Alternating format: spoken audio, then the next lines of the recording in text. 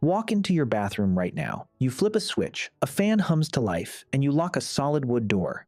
You sit on a porcelain chair, push a silver lever, and a vortex of clean, drinkable water carries your waste away.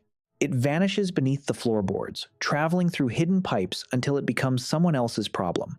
You never have to look at it or smell it again. It is a completely sanitized separation from your own biology. But for almost the entire span of human existence, that lever did not exist. For hundreds of thousands of years, the most dangerous thing you could do was simply go to the bathroom. And the way our ancestors handled it is a story of extreme vulnerability, devastating disease, and a desperate fight for survival that completely rewired human civilization. To understand this, we have to go back to the African savanna 2 million years ago.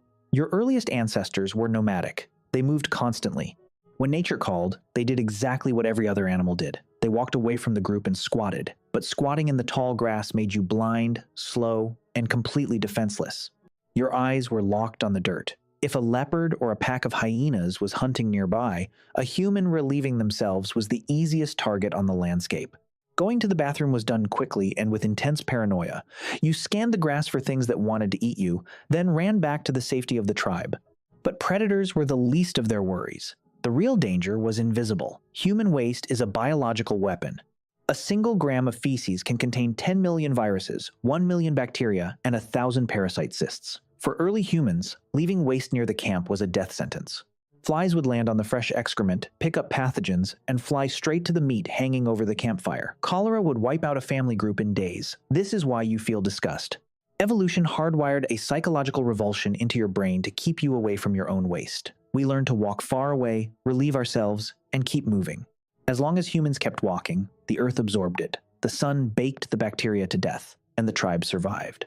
Then, about 10,000 years ago, humans made a massive miscalculation. We invented farming. We stopped chasing our food and built permanent settlements. We stopped walking away from our waste. But the waste did not stop. It started to pile up right where we slept. Archaeologists have excavated early human settlements like Catalhoyuk in modern-day Turkey. People lived tightly packed together in mud brick houses. Right outside their doors, in the narrow alleys, they dumped their feces.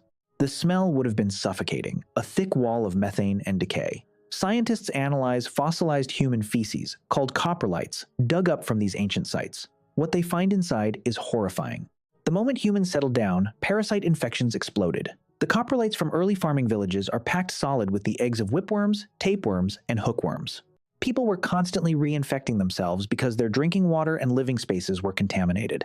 The human lifespan actually dropped when we invented agriculture, and infectious feces was a massive reason. We traded the predators of the savanna for microscopic killers in our own backyards. Civilization had to adapt or die. The first real attempt to fight back happened around 5,000 years ago in the Indus Valley. The city of Mohenjo-Daro engineered a miracle of survival. They built houses with dedicated toilet rooms. The waste fell through vertical chutes into a network of brick-lined sewers running under the streets. Covered drains carried the sludge far away from the drinking wells.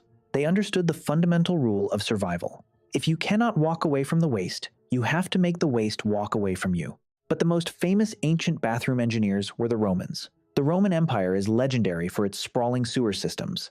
If you walked into a Roman city, you would find massive public latrines attached to the bathhouses. These were open rooms lined with long marble benches. Carved into the benches were rows of keyhole-shaped openings. Beneath the benches, a constant stream of wastewater flushed the excrement away. It sounds advanced, but it was actually a biological disaster. Roman latrines had zero privacy. You sat shoulder to shoulder with dozens of strangers, talking and relieving yourself